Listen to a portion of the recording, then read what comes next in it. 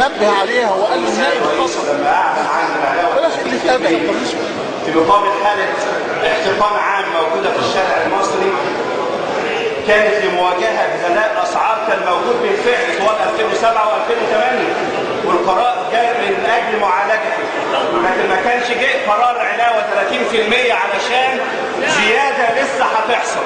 بمعنى إن الحكومة النهاردة بتقول إن العلاوة 30% اللي الموظفين وعمال القطاع العام هيحصلوا عليها هي جزء من معالجة ال60-70% اللي هتنتج ابتداء من اليوم بسبب غلاء الأسعار.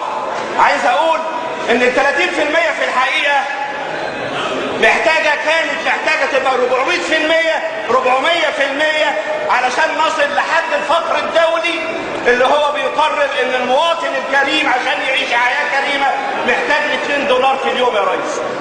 لكن للأسف الشديد وخلينا نتكلم بالأرقام، الحكومة ضحكت علينا. ال 30% في التقرير الموجود كل اللي محتاجاه $1,100,000,000. البطايق التموينية كل اللي محتاجاه 200 مليون. زيادة المعاشات المدنية والعسكرية كل اللي محتاجاه 600 مليون. حتى الإدارة المحلية الزيادة اللي محتاجاها 400 مليون. ده التقرير بيقول كده. كل مجمل هذه الأرقام ما كملش 2.5 مليار. لكن الاعتماد الإضافي اللي حضرتك حاططولي، أيوة يا دكتور مفيد أنا بتكلم عن 2007-2008 اللي أنت طالب له اعتماد إضافي عشان شهرين، لكن حضرتك طالب اعتماد إضافي 26 مليار.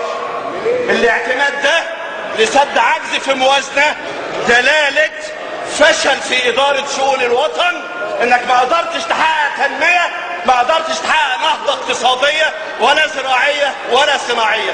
حضرتك عندك عجز 26 مليار، جاي دلوقتي تطالب الشعب اللي يسدده لك من خلال غلاء السولار، غلاء البنزين، غلاء الوقود. لا حضرتك اسمعني، هذه الأسعار اللي حضرتك فجرتها النهارده في المجتمع احسب حسابها على المواطن البسيط، عشان بلاش تلاعب، بلاش تقول احنا خدنا من الاغنياء. لا ما خدتش من الاغنياء، خدت من البسيط اللي بيركب ميكروباص بجنيه الصبح هيلاقيه ب2 جنيه.